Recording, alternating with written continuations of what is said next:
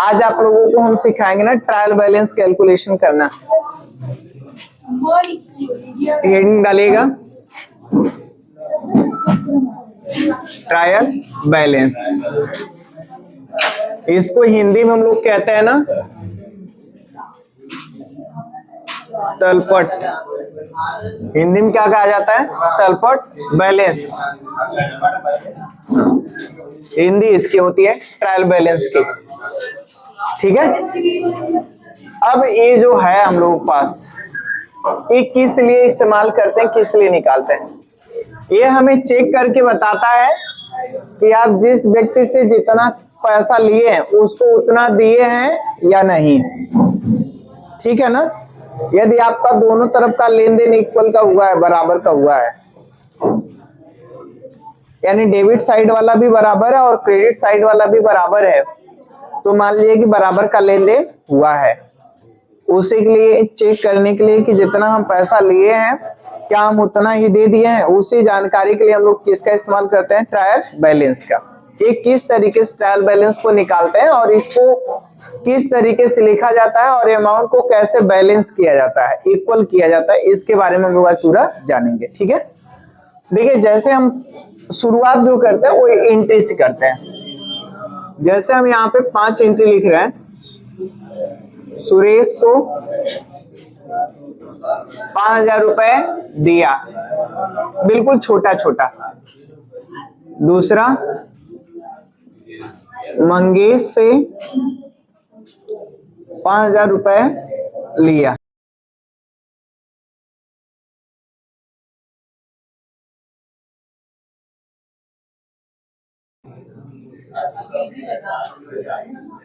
गीता से प्राप्त हुआ 8,000 रुपए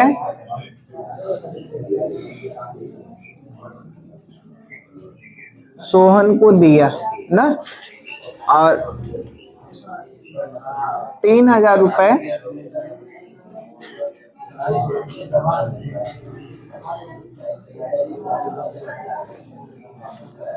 शांति से मिला। देखिए कुल कितना बना दिए, लिखे हम 5 लिखे हैं। इधर हम लोग इसकी एंट्री करेंगे, नीचे कर लेते हैं। इधर आप लोग ट्रायल बैलेंस निकाल देंगे। अब पहला अगर हम लोग सॉल्व करेंगे तो सुरेश को 5,000 रुपए दिए हैं। किसको दिए हैं पैसा? सुरेश को। तो प्राप्त करता कौन है? सुरेश है। तो सुरेश का क्या बनेगा? सुरेश अकाउंट DR कितना? 5,000 और 2 क्या दे रहे हम लोग? कैश। क्रेडिट कितना? 5,000। ऐसे ही दूसरा, मंगेश से 5,000 रुपए लिए। किससे ले रहे हैं पैसा? मंगेश से। तो हमें क्या मिला? कैश। कैश अकाउंट DR कितना? 5,000 और 2 देने वाला कौन है? मंगेश। मंगेश क्या हो गया? क्रेडिट कितना? 5,000। तीसरा देखेंगे, 5,000 रुपए गीता से प्राप्त हुआ। किससे प्राप्त हुआ है? गीता से। तो हमें क्या मिला है? कैश। कैश अकाउंट DR कितना? 5,000 और 2 देने वाली कौन? गीता। गीता क्या हो गई? क्रेडिट कितना? 5,000। ऐसे चौथा देखेंगे, 8,000 रुपए सोहन को दिया। किसको दिया जा रहा है? सोहन को। तो पाने वाला कौन हो गया? सोहन। सोहन अकाउंट DR कितना? 8,000 और 2 यहाँ पर कैश। कैश क्रेडिट कितना? 8,000। ऐसे ही पांचवा देखेंगे, 3,000 रुपए शांति से मिला। किससे मिल रहा है? शांति से। तो हमें क्या मिला? कैश। कैश अकाउंट DR कितना? 3,000 और 2 यहाँ पे शांति।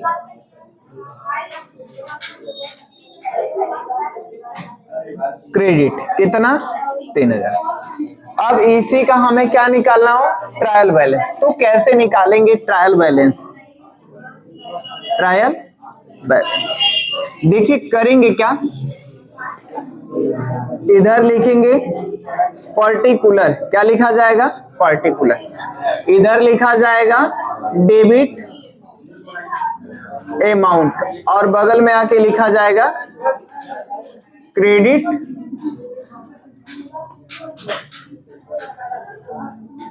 अमाउंट। ठीक है, कोई दिक्कत? पर्टिकुलर में हम लोग ब्यूरोड लिखेंगे जिस व्यक्ति से कर रहे हैं लेन देन।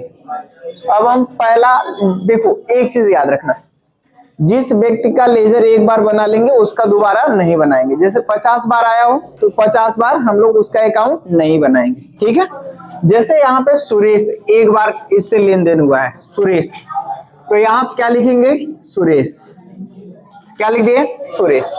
अब इसका डेबिट साइड का अमाउंट जितना होगा जोड़ेंगे और डेबिट साइड लिखेंगे, और क्रेडिट साइड का अमाउंट जो होगा उससे जोड़ेंगे तो किधर लिखेंगे? क्रेडिट में। ध्यान से देखिए, अब डेबिट में अमाउंट का कितना है? इसका 5000। और भी देख लीजिए, सुरेश का खाता कहीं है क्रेडिट या डेबिट में?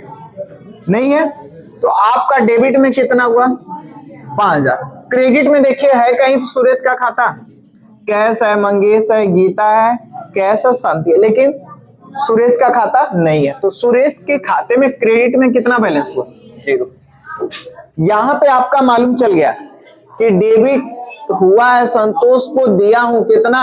5000, लेकिन अभी तक उसने मुझे रिटर्न नहीं किया।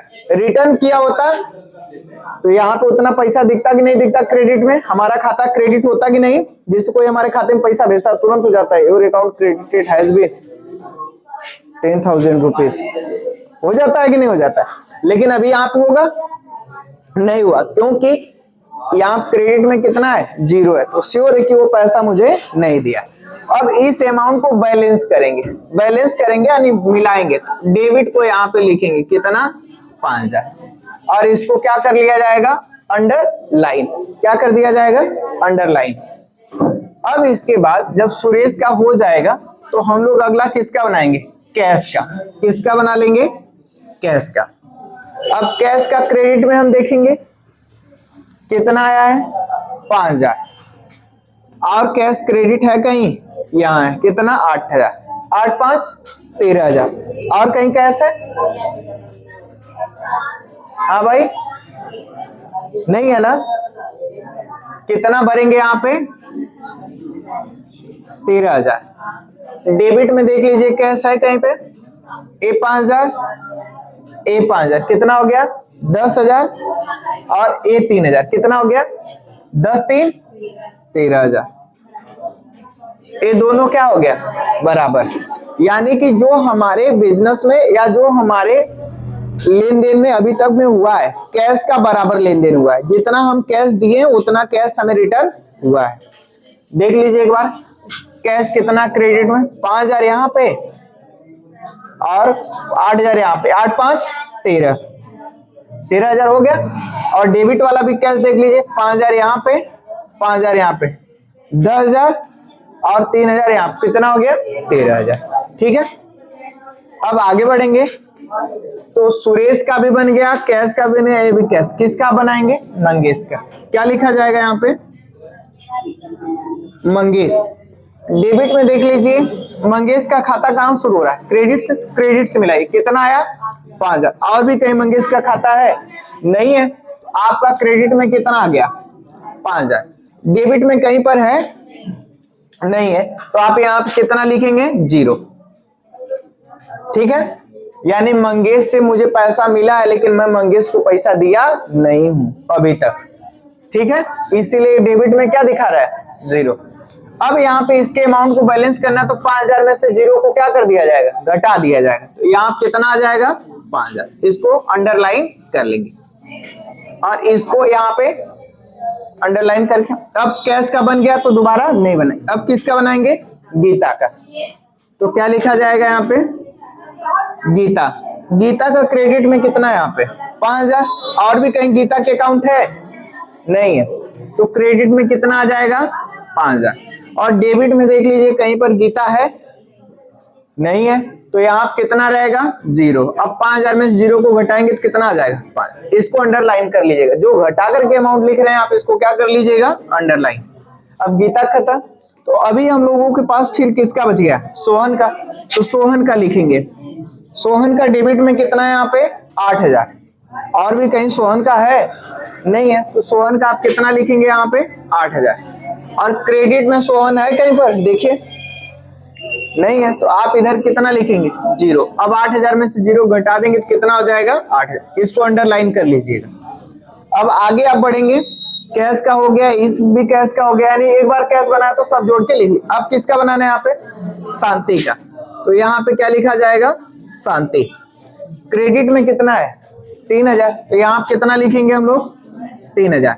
डेबिट में कहीं है इसका, नहीं है, तो इधर कितना आ जाएगा 0। अब 3000 में से 0 को घटा देंगे तो कितना आएगा यहाँ पे 3000। यहां तक कर लेंगे। अब जितना डेबिट का अमाउंट आएगा डेबिट में और क्रेडिट का जितना अमाउंट आएगा क्रेडिट में, जोड़ के उसको इक्वल करके हम लोग एक बराबर लिखेंगे। देखिए यहाँ कितना आया है, जो अंडरलाइन किए उसी को 5000, 5000, 10000, 3001, कितना हो गया 13000। और इसमें 8001, 5001, कितना हो गया 13। देखिए अमाउंट इक्वल का है, इतने अमाउंट का अंतर है, इतने अमाउंट का क्या है अंतर है, कितने अमाउंट का 13000 का। तो यही चीज जानने के लिए हम लोग किसका इस्तेमाल करते हैं, ट्रायल बैलेंस। ये चीज अगर हम कंप्यूटर में करेंगे ना तो भी ऑटोमेटिक आ जाएगा। अभी हम कंप्यूटर में करके दिखाएंगे कि किस तरीके से हुआ है, ठीक है। इसको कॉपी में नोट करिएगा।